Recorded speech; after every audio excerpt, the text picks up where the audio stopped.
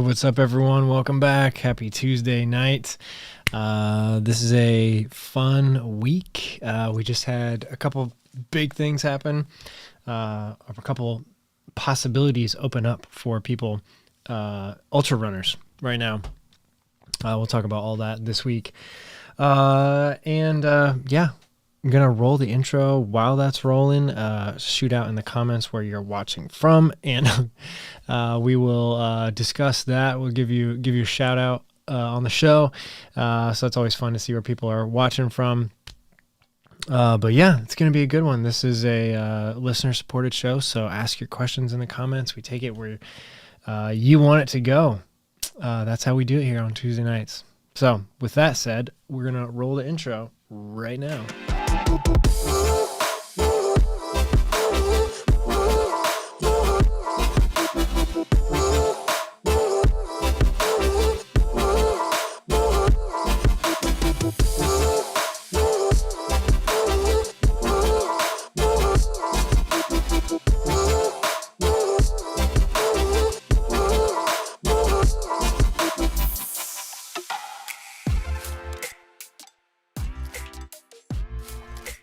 All right, what's up, everyone? Got Tim Watson in the house. How's it going? Thanks for the T8 recommendations last week. Nice, that's awesome. Glad you like them. That's really cool. I love those shorts. Wore them for No, I didn't wear them for did I? I can't remember. No, I wore them for Indiana Trail 100. I don't think I had them yet for Cruel Jewel. I think I wore my regular ultra shorts there. But same sort of style. But yeah, awesome. Glad to have you tonight, Tim. Justin's here. What's up? Hello, everyone from Tulsa, Oklahoma. How's it going? Luma 2's here. Woo woo from Avon Lake, Ohio. What's up?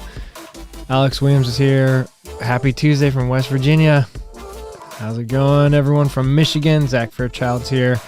Snowman is here from Findlay, Ohio. Bowie is here from Washington State, Pacific Northwest, baby. What's up? John Truelove is here. Hello from the Haute, Western States Lottery Week. Yeah, I did that today. We can talk about that. I actually filmed a video while I was doing it of kind of like a how-to, but it kind of turned into more of like a what to expect for new people. And so I thought I was going to have it out today, but I want to make a few changes to it and stuff because over the years, we'll talk about that later, later in the show. We'll see who else is here. Aaron is here. What's up from Victoria, Texas? Adam Anderson is here from Missouri. Signed up for my first 50K. Excited and slightly terrified. Yes, it's awesome. By the way, Justin says, by the way, you got a good mention on the adventure jogger from Josh Keck. Whoa, really? That's cool. I need to check that out. Is that the most recent episode? That'd be cool. Brian G's here from Northern Virginia. What's up? J.O. George is here from Portugal. How's it going? That's awesome. I think first international viewer? Yes, outside of the U.S. What's up? Eva Bell is here from Placerville, California, and Steve Clark is here from north of the border. Okay, there we go. Oliver's here. Hey, from South Korea, running the Tranju 50K this week. It's up and down the tallest mountain in South Korea. Whoa, that's awesome. Any advice on the race with profile? Up the first half and down the second half. Yeah, I mean, just have fun with it. Sounds like the first half you're going to just be able to get your get like your tempo going and kind of like, not tempo, but get your rhythm going. Just get up that mountain. And then on the second half, just get down. Don't hurt yourself. I don't know. Yeah, but you know, like, I don't know how 50K, if it's just straight up and down over the course of 50K, that's quite a lot of climbing and descending all at one time on the front and the back half. So that'll be awesome. I would say just like, you know, stay within yourself in the first half, and then the second half, just push it down that mountain. Aaron's here. DNF last weekend at mile 50 of 100 at the Cactus Rails. Oh, shoot. Got super overheated. It was not in a good shape, so pulled the plug. Super disappointed, but on to Rocky Raccoon in February.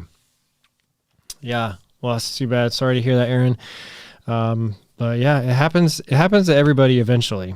If you're in ultra running if you run enough of these things, it's going to happen to you. So best thing you can do is learn, try to pull some, maybe some lessons from it, maybe some things that you can do differently in training, maybe some different ways that you can execute the race on race day, whether it's, small things like gear or bigger things like nutrition, hydration, or like even bigger things like looking at your training, but that's always good to kind of take a step back and look at how everything went and just analyze. Sometimes it takes a while too. Like I've been doing that a lot over the last couple weeks since the Indiana Trail 100. It's been 3 weeks now, and just kind of like taking time and just like looking through like how my training went leading up to the race, really considering getting a coach, but on the same hand, like also not. I don't know. It's just kind of like, because I know like the only thing that I think a coach, because I've been coaching ultra runners and triathletes and runners for years now, so it's not like I'm missing some of the knowledge or some of the like what interval to do here or what that to do there. But the thing that like I think maybe I could benefit still from having a coach would be the accountability and just the like that extra eye on what's happening. But then also at the same time, like someone to push me harder than maybe I think I could do. But the accountability, like finish workouts and, also rest on rest days, things like that. But I don't know. Yeah, we'll see. Zach says, are you considering pulling off a live stream for the backyard event in 2022? I actually didn't even think about that. That would be kind of cool. I'm thinking about trying to run it, see what I can do there. That is, if I don't need to be doing anything. Like I think once it all gets set up and stuff, like it's going to be pretty, it's going to kind of run itself. And it's not like that big of a course to manage. So we will see. Steve Sanders is here. Hello from St. Louis. What's up? Logan's here. Good evening, Ryan here from Northern Virginia. Contemplating a run I heard about on Facebook called the Treadmill, 100 miles in 48 hours on a treadmill, only during any 2 days in December. That's kind of cool. Like that's not like just going on and going 100 straight miles, but trying to do 2 days in December. Like a lot of people take time off like around Christmas and stuff. That would be kind of cool to, I mean, depending on like what your family thinks. But yeah, what would that be? 50 miles a day. So 24 hours. So that would be like, you'd have to run about 2 point something miles an hour. That could be really doable. You could even sleep like full nights.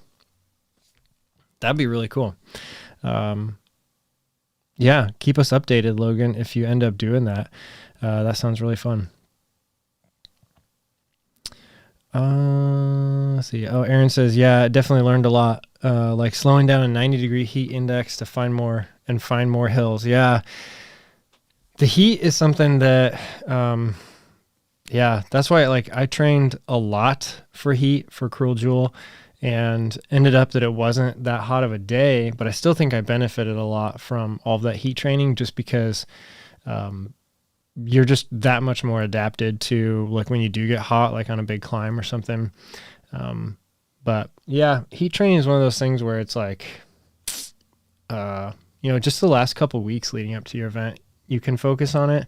But you also don't have to go overboard. Like a little bit goes a long way.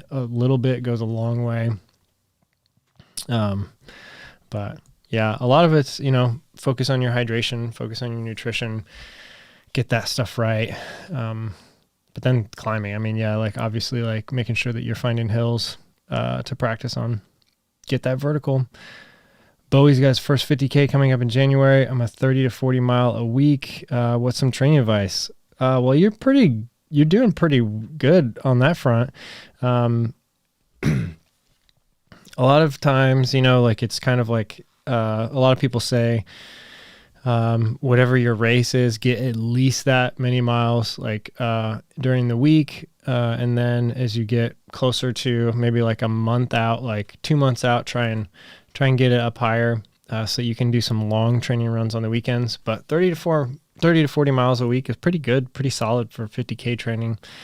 You don't have to go like a ton more than that, but I would definitely say kind of the key to, like running your first ultra would be to get some really long days out there where that kind of make you uncomfortable.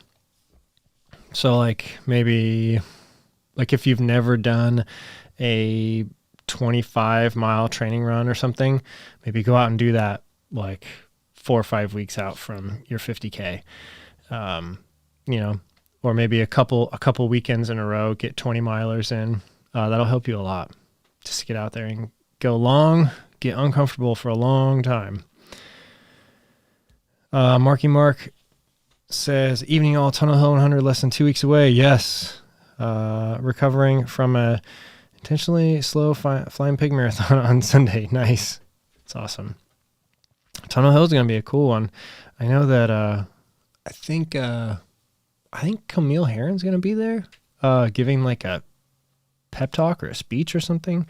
We got a couple, I think Taggart's going to be there, going for sub 12, I think. John's probably going to try and keep up with him. I know John's going to be there running it. So yeah, it's going to be a fun weekend. I will not be there. But yeah, so, okay. This is Western States Lottery Week. Also Hard Rock opened, and, what I was saying earlier about like the video that I kind of started making was just kind of like a fun little video about like the new changes, like how to sign up for Western States. But then I started talking more about like, expectations, because the last couple of years it started to become kind of like this hot topic, with, these lotteries, about how hard it is to get in, and people getting frustrated that they have to wait a long time or that the chances are so slim. And like, I understand how that can be like sort of frustrating when you realize that for the first time, but, it's kind of like, it's kind of telling, when people complain about that, because it's like, that's literally what ultra running is. It's about like the long haul. So like getting upset that it might take you 7 or 8 years to get into a race is kind of like you'll realize later that was kind of silly to think. And so, yeah, I've heard a lot of people, especially online, just a lot of negativity about Western States, especially, because that's the big one that, I think last year, was it like 7,000 people applied, or 2 years ago? Or maybe it was like 5,000. I can't remember, but it's been growing and growing and growing every year by about 500 to 1,000 people over the last like 4 years. When I applied for the first time in 2017 for the 18 race, I think there was like 2,800 people or something. And then every year it's grown by like 500 people at least. And it's just, yeah, it is getting crazy. But like, it's because it's popular. It's because ultra running is growing. And, yeah, I mean, if you're just starting out now, it's probably going to take the average person 8 or 9 years to get in, at least. And that's 8 or 9 years of running qualifiers. But you are going to be a much better runner than you are now. So, you know, like Western States is one of those races where it's so hard to get into that you're probably only going to get one shot. So you don't want your one shot to be like your second 100 miler, or maybe even your first if you ran a 100K qualifier. So you want to take your time, and that's a good thing. Like, I think, you know, that's what I tell a lot of people. It's like, don't worry about that. It might take you 7 or 10 years to get into Western States. If that's what you really want, you're going to find out a lot about yourself running these qualifiers. You're going to get a ton of experience. You're going to learn a whole lot about nutrition, about hydration, about gear, about pacing, about what you need from a crew, from pacers, so that when you get to Western States, you'll be like pro by then. And you're just going to be able to go out there and have fun. You know, I think a lot of people that go through the process, like I can't speak for other people, but I think a lot of people that like show up to Western States who have, 8 or 10 or 15 hundreds under their belt, no pun intended, buckle. Speaking of buckles, let's do the buckle cam. Buckle cam, there we go. I know it's going to get asked for later on the show, so we'll just hit it now. Maybe we'll hit it again later. But yeah, there we go. So yeah, you're going to have a whole lot better experience at Western States if you've got a lot of experience going into it. So that's what I would say. And like Hard Rock too, like it's, it is hard to watch some of these like YouTube videos, and get your hopes up and then go to apply and realize that you have like a 0.001% chance of getting in, that there's like 3,000 people applying for 75 spots. But it's part of the game. Like there's just part of the game, so know that going into it, when you start applying for these races, just understand it's going to take a long time, but that's part of ultra running. It's, going the distance. It's all about the long haul. Speaking of, Brian Steinberg runs too much, says, I have 32 tickets this year, so I might have a chance. Yes, that's awesome. I think every year, yeah. So like 32 tickets, you'll have a pretty good shot. Like, they always release the percentages for every ticket level, like after it's all said and done. So like last year, 2 years ago, say there was like 5,000 people that applied. Well, there was probably something like 40,000 tickets, or maybe even more than that. I don't even know. I don't know the numbers, honestly. But when you look at it like that and you're like, okay, there's 40 or 50,000 tickets in this thing, and I've got one or I've got two, like it kind of puts it all in perspective. And yeah, I'll have 8 this year. But yeah, we'll see. It's just going to take a while. Steve Clark says, just go win a golden ticket. Yep. You can do that. If you're fast enough.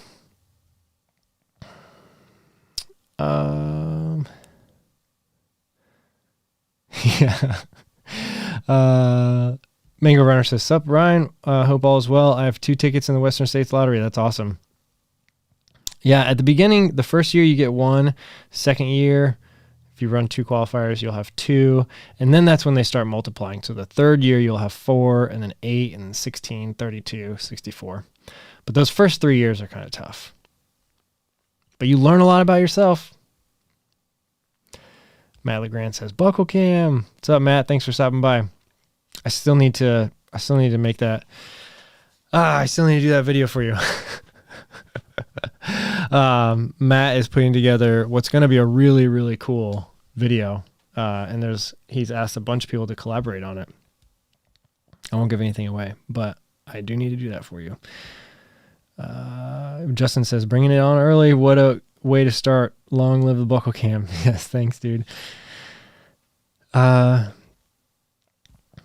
Yeah, there was a question up here. Okay, Steve Sanders says, with the cold weather coming up, would like to see a video on how you dress and what gear you wear in the extreme cold weather you have. Yes, that's a good question.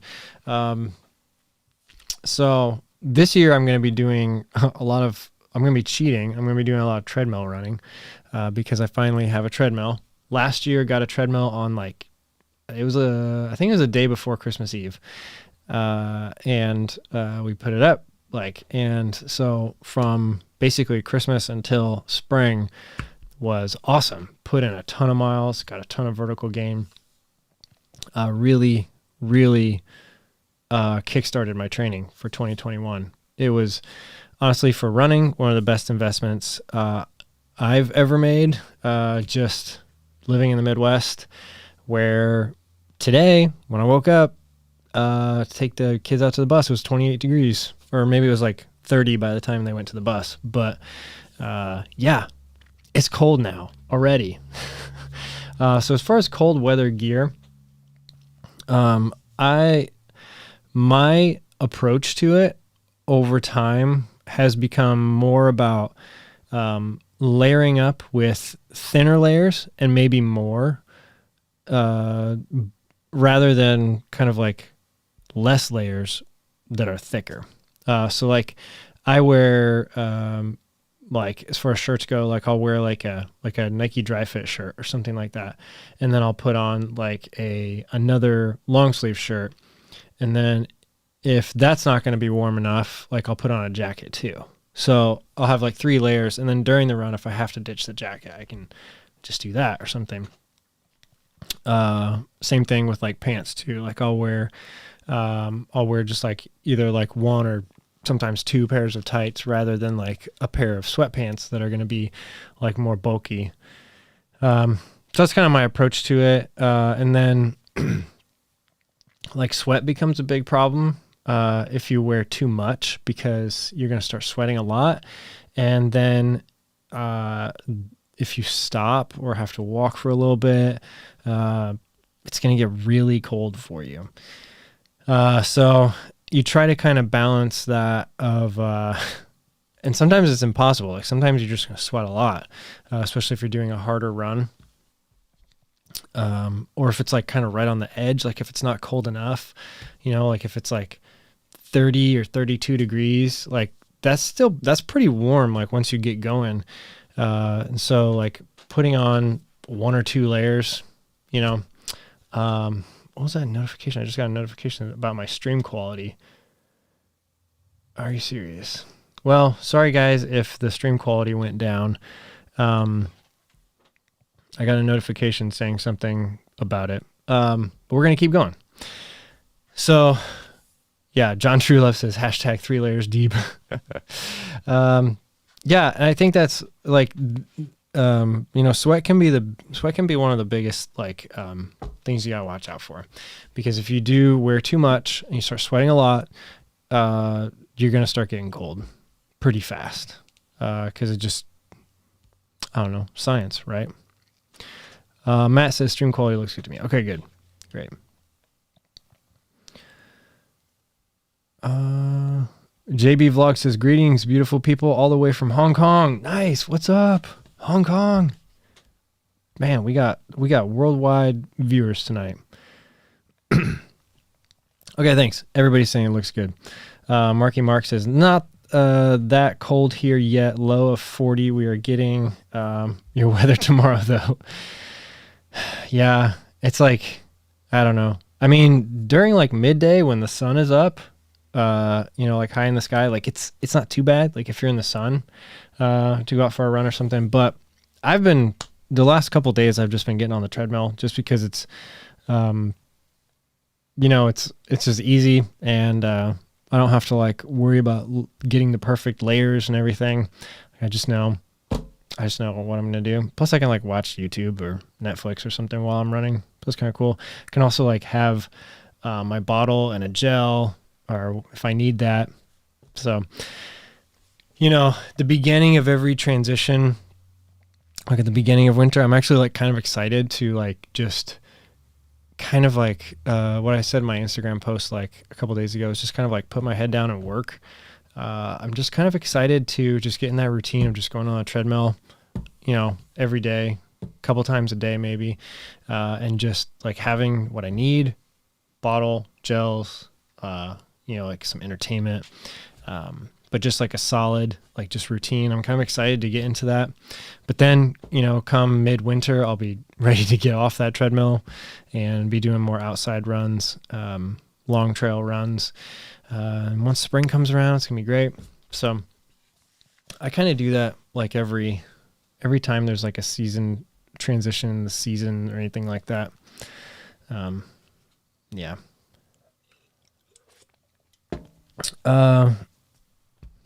Justin Turnbow says, have you ever found a pair of gloves that keep your hands warm and dry? Yeah, I have a really old pair of Solomon gloves that are almost nothing.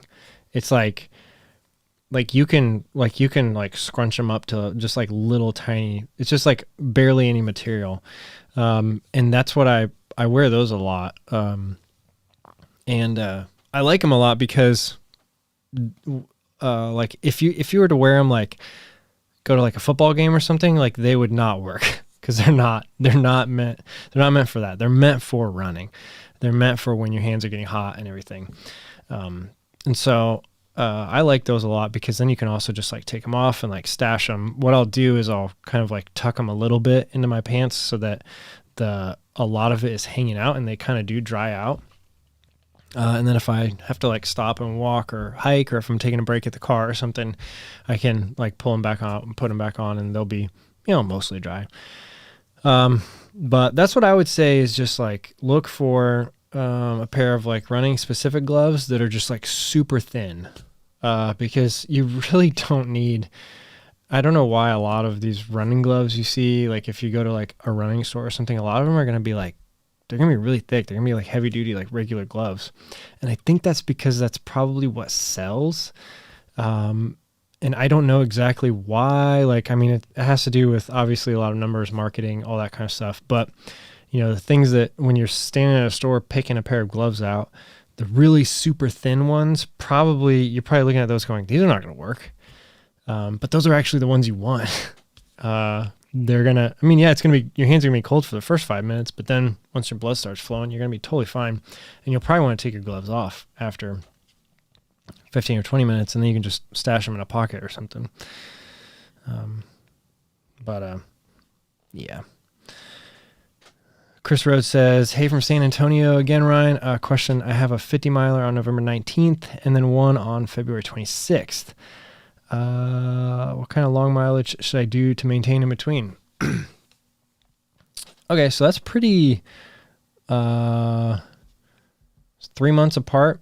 You can definitely, like if you have a 50, in November, you can take a week or two downtime and then still get like maybe 2 4-week blocks in there, of like, 3 weeks heavy, 1 week off if you like that type of training.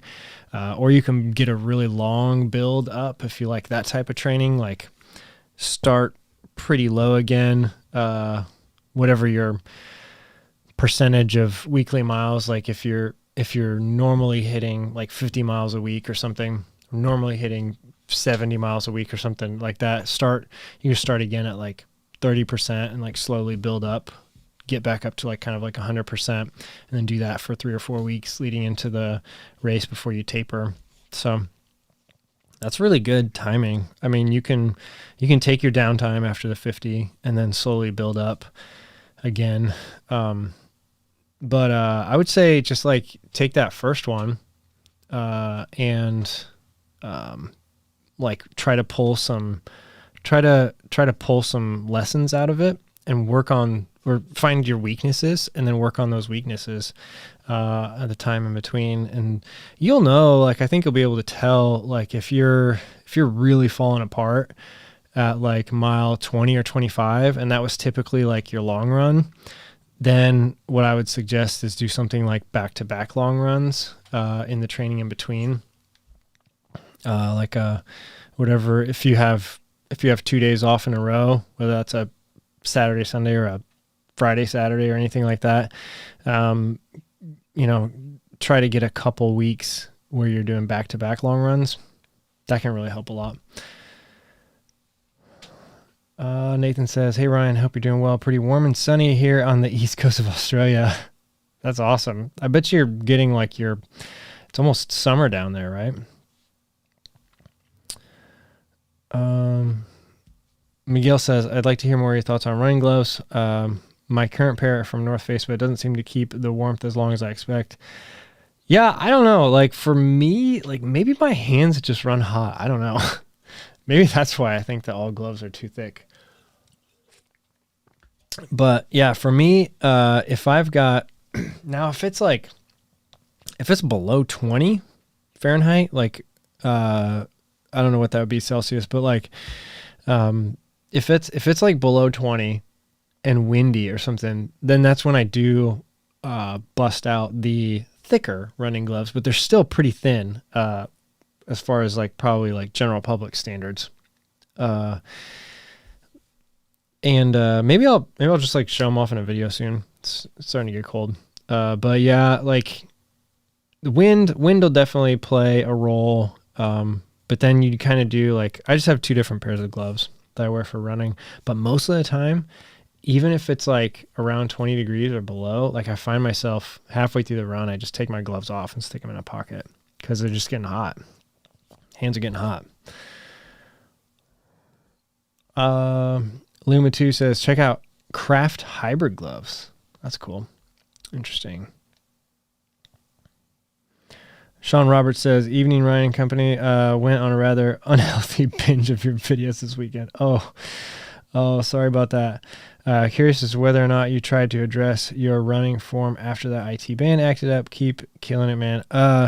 So yeah, that had to do, my IT band, I believe, when I messed that up, that was a couple years ago now, like 2019.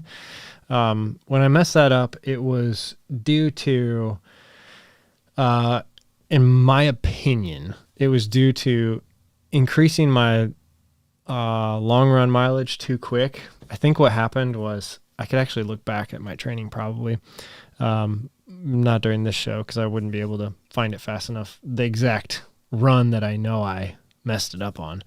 But I think what was happening was it was kind of like coming out of winter into spring, and I didn't have a treadmill back then. And so my winter miles were pretty low. And that's kind of typically how I've operated the last, I don't know, 10 years of my endurance journey, is that during the winters I kind of shut down. I'll do like 2 or 3 runs during the weekend, go out for like an 8 or 10 miler on Saturday or something, and then a couple more on Sunday, but somewhere around like 25 miles or something during the winter. So pretty, for me, like pretty low. And then once it starts getting warm, I would start ramping up. And I believe what happened was that I probably did, I think what it was I did like a 20 miler or something before I should have. And I just aggravated it. And then it kept like, it never got better because, well, it didn't get better right away because I didn't know exactly what to do. And so after a couple weeks of not really being able to run, I went and got physical therapy, and that really helped a lot. And then since then, yes, I have addressed like different things to do as far as mobility and a little bit of strength stuff, just for runners, like nothing, like I don't go to the gym and lift weights. I think a lot of training plans or like exercise, movement, strength routines. They're very individual. There's not a one plan fits all. That's why a lot of people get coaches, because it's like what you read in a book might work for one person, but it might really not work for someone else. And some people might need a whole lot of strength work. And so you'll see them on social media all the time doing stuff in the gym. And some people just don't need that. And there's no right or wrong. It's just whatever that person needs, or whatever that person's goals are, I should say also. Because if you're trying to win mountain races, you're going to probably need to focus a lot more on strength than someone that's trying to finish mid-pack on a different type course.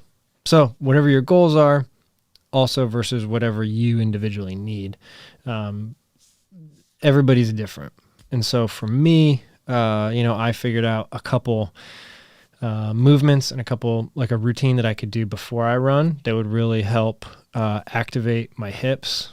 Because that was kind of the problem, I believe, was that my right hip, specifically my glute, was probably just like a little bit like kind of out of whack after like a winter of not really doing a whole lot.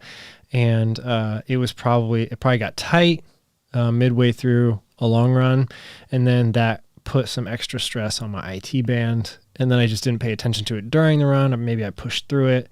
I also know that I was at a place that I do really like to go a lot, but the ground was really uneven in certain parts, and I was having to run that a lot due to like flooding somewhere else. And so I think it was just like a bunch of things combined to give me this kind of like overuse injury.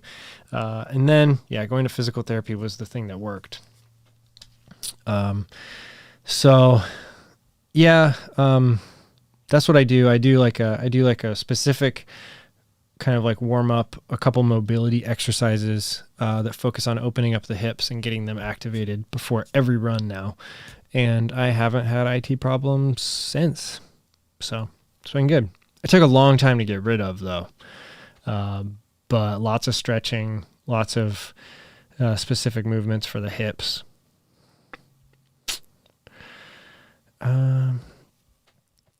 Mango Runner says, do you know any racing shorts that have pockets for gels, nutrition, and straps to store trekking poles? Yes. I don't know. Well, actually, I don't know if I have any shorts that also can hold trekking poles, but there are a lot of running belts out there that do that. And my favorite, the Naked belt, has all that. It's got 3 big pockets like around, and then in the back there's 2 like elastic straps for your trekking poles. So I checked that out. I think you can find that in the links below. There should be like an Amazon store. And I think I have that saved in my running gear little I'm not going to be able to talk and check it out, but yes, I believe if it's not there, it's in one of my recent videos. I probably linked to it, or you can just search Amazon for a Naked belt. Ultimate Direction sent me one that is also pretty good. Nathan sent me one that's pretty good, but the one I use the most is one I bought.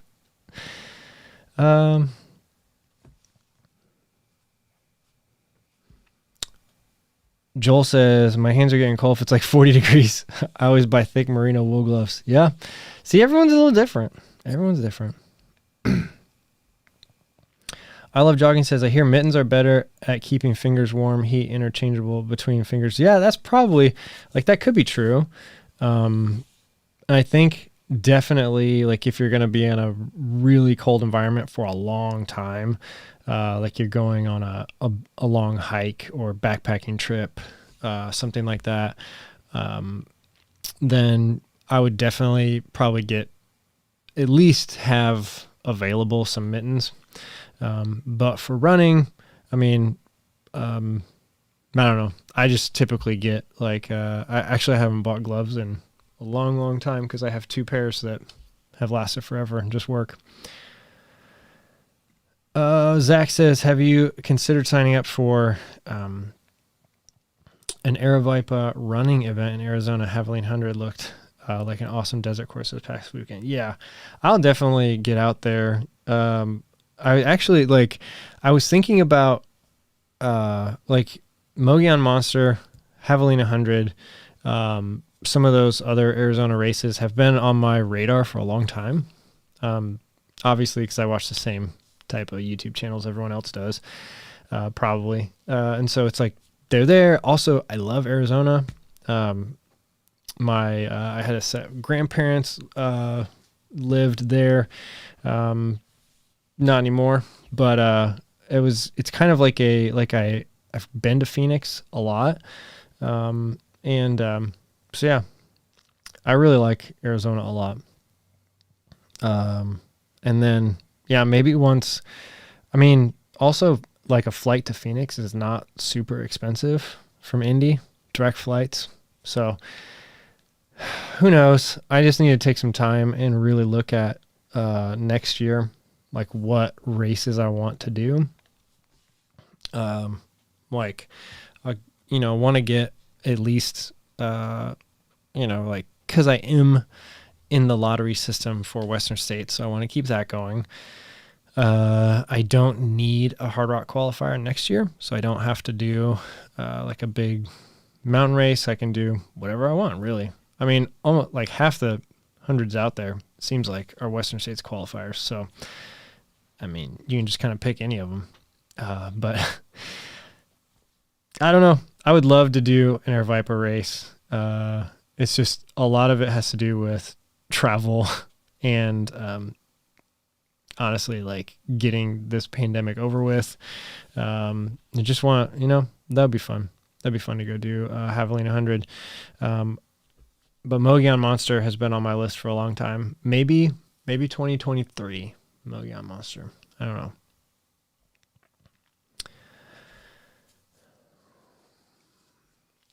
Sean Roberts says, definitely taking mobility more seriously. Flashbacks to my pitching days, bands, rollers, being methodical with the stretching is crucial. Yeah, it's true.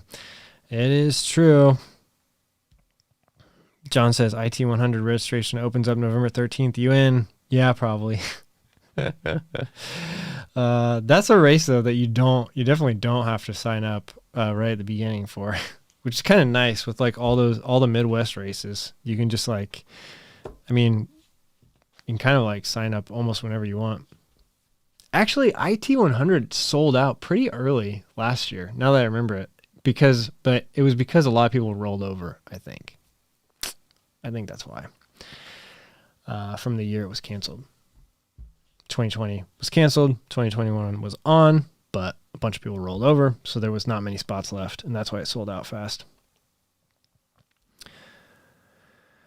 Sean Roberts says, "Man, go check out Nike trail shorts. Not sure how they would be with poles, but there's a through pocket in the back with a ton of pocket space for gels." Yeah, I had a pair of shorts with that too. It was kind of weird. It was like a through pocket, like where the openings were on both sides, and you could. I don't know. I always thought it was for a jacket or something. I did try to put poles in there one time and they were really not secure. So I think it's for like the one I had at least was for stashing like a jacket or something like that. But yeah, the races I've done that, required poles, I use them like the entire time, except for Cruel Jewel. I did have my poles in, that thing you saw in the video, the quiver. I had them in there for maybe the first like 3 miles or something like that, and then I pulled them out and used them every step of the way after that. I did the same thing at Run Rabbit Run. It was either using them or carrying them the whole time. And then Grindstone too. But yeah. So what other questions you guys got? I know that we're all kind of winding down. Like, I'm just excited. I'm excited to get into kind of like a season of less structure. Like, it's been really, really nice giving myself kind of like the freedom to take days off. I mean, it's only been 3 weeks, but I feel like it's been forever. And so, yeah, it's really, really excited about that. I've got a lot of really cool, like hopes and, kind of like things planned for this winter.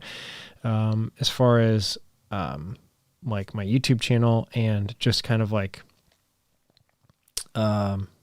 moving towards more legit filmmaking, and in a documentary way, maybe, but also a narrative way. Just like a couple of years ago, like basically before COVID, I was on a pretty good trajectory of working with, working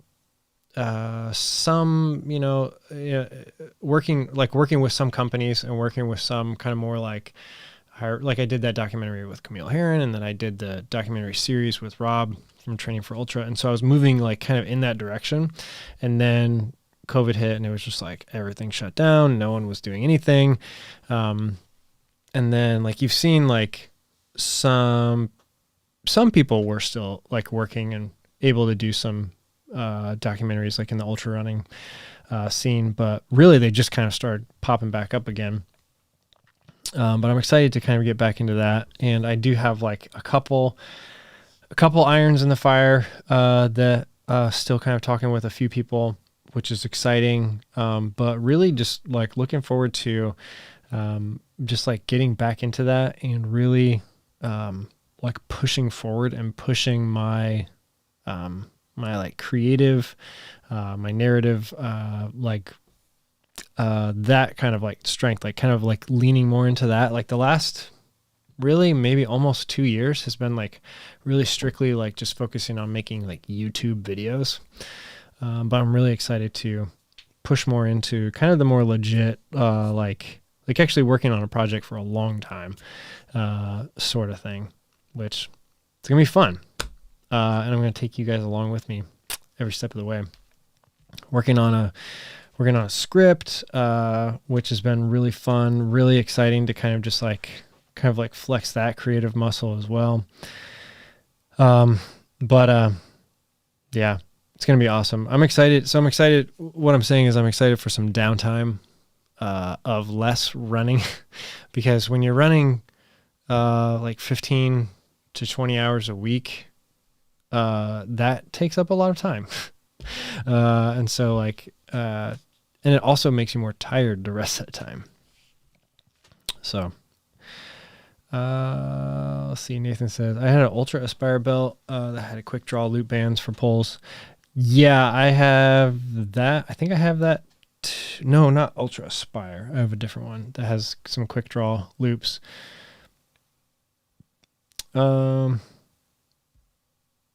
Justin says, what treadmill did you end up going with? I'm looking now. I like 40 degrees with decline. Yeah. If you want that, you have to go with the, what's it called? NordiTrack. I believe you have to go with the NordiTrack, and those are really expensive. A lot of people have them. It's a good investment to make, if you're really serious about doing like mountain hundreds, or just in general, like mountain races. I personally decided to go with a much cheaper option. So I bought a Soleil, I think it's Sol or Soleil, I believe it's F65. So it was only I say only, but it was only $1,000. And it only goes up to 15% vertical, maybe it's 12, I can't remember. And there's no decline, but it's like it was enough for me to train like decently for Cruel Jewel. So I'm happy with it. There's no special features on it. There's no TV. The screen is like from the 80s. And it's just like, yeah, it's nothing special to look at, but it's a good place to get some hard work done. It goes plenty fast enough for what I need it for.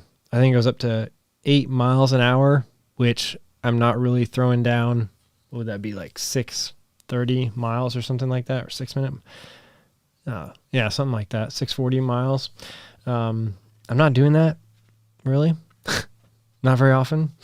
I have put it up to that to see like what it was like. But yeah, most of the time I'm sitting somewhere around like 8 minutes a mile, 8:30, something like that. With the last couple of weeks, I've just been doing like 1 to 3% incline, like nothing crazy. And just kind of chilling out, getting a good run in, with no wind, watching some Netflix, watching some YouTube.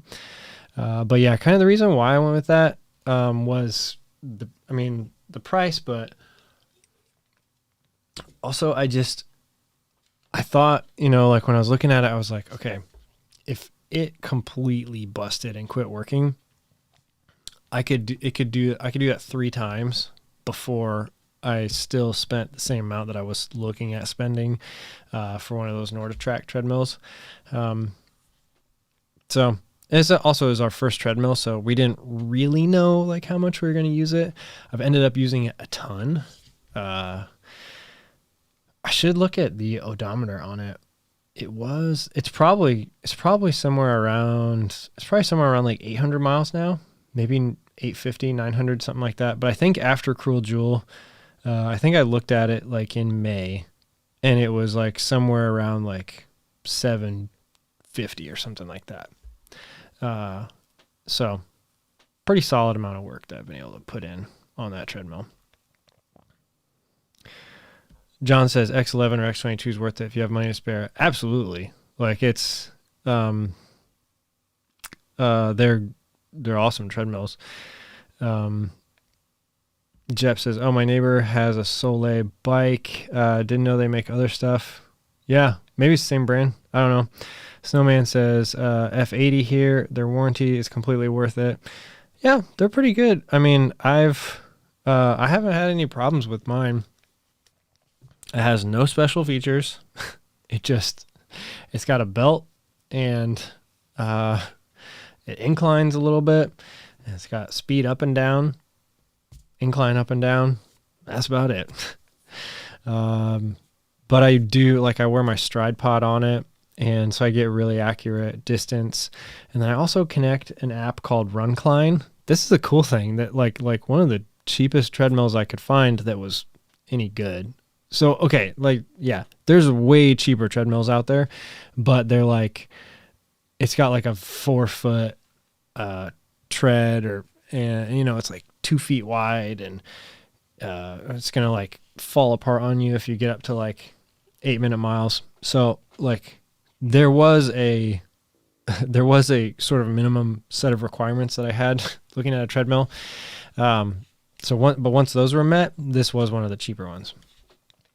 But it actually connects via Bluetooth to this app that I can download, and it sends information to the phone on like what's the incline, what's the speed, and then it tells the phone, like I can record in this app, I can record my workout, and then I can post it to Strava, I can post it to Training Peaks, and it's got all my vertical gain like straight off the treadmill. So it's great. I don't have to do any math or anything like that. The last couple of runs, I've been wearing the Coros Vertex 2 and kind of testing that out because they sent me the watch. I need to make a video of that before I have to send it back here like next week. But I've been testing that out on the treadmill as well. Nothing really to report. Like it works fine. But it doesn't like connect wirelessly to the treadmill or anything like that. It's just like a few specific apps can access it. John says, only bad thing is iFit doesn't like Strava. I've heard that, and I don't know anything about it. Like I know that iFit is kind of like the back end system behind all of the workouts and everything for NordicTrack treadmills, and kind of like how it connects to the internet and stuff. But other than that, I don't know anything about it. My treadmill is it's a very basic treadmill, but totally worth it. Let's see. Jeb says, I like the Lifetime Fitness treadmills at my gym. Easy to set a max incline and speed, and it varies the workout. But importantly, it slows down in relation to incline like you would running outdoors. Oh, that's interesting. Yeah, I don't know. I've never used the Lifetime Fitness treadmill. Maybe I have at a gym somewhere. I really like Woodway treadmills as well. Those feel great to run on. They're like, it's actually like a rubber tread, and it's like interlocked together, and like the whole tread goes around. I know I'm not explaining it very well, but just Google like an image search for Woodway treadmills, and you'll see what I'm talking about. They're heavy duty, like seriously solid treadmills, but you feel a lot less like you're running on a treadmill. You feel much more like you're running outside. It's got a lot more, feels more like you're running on a track, I guess. Like it's got a little bit of give to it. It's just really nice. I actually did, like I was talking to them a couple years ago, like when I was trying to get a treadmill. Yeah, I think they're a good company. Good. They make good products. Yeah, Justin says they are very expensive. Yes. They're like, it's like $5,000, $6,000 for a treadmill. Yeah. But all right, you guys, I think I'm going to start wrapping up. If you got any last minute questions, let me know. But yeah, we're good. Like I believe like fully recovered as far as my knee goes. So ready to get out there and start training again. Like pretty good. And just really excited about putting some solid work into like documentary work over the winter, hopefully in the spring and into the summer. Some narrative work. Really excited to get into. Really excited to just kind of like get back into that. It's been like a couple of years, like, and I miss it so much. But, had to make a small sacrifice for the greater good. Snowman also says, as a dad of 4, I'd never be able to train without a treadmill. Plus, I use it to teach my kids the basics of racing. Yeah, that's a really good point too, is that if you have kids, it's like kind of like a lifesaver.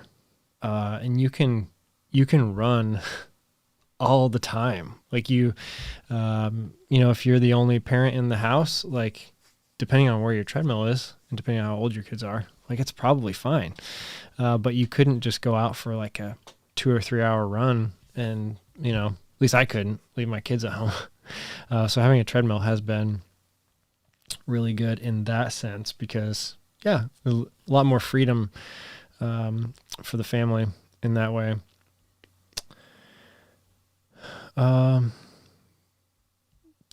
Josh Keck says, just wanted to shout out Mango Runner for his Cloud Splitter videos. I ran the 100 a couple weeks ago. Nice. And they're a big help in prepping for the race. That's awesome. Great community. Cloud Splitter is one of my friends did that or attempted that a couple years ago and said it was really tough. Justin says, glad to see you running again. Have a great week, and thanks for always making time for us. Well, thank you, Justin. That's awesome. We're going to end it on that note. Just thanks, everyone, for joining. Thanks for spending some time. Thanks for listening to the podcast, if that's what you're doing right now. Thanks for watching the replay, if that's what you're doing right now. Yeah, it's been a good week, and I'm excited for this upcoming week. It's going to be fun. So thanks, everyone, for joining. I will see you guys all again soon. Bye.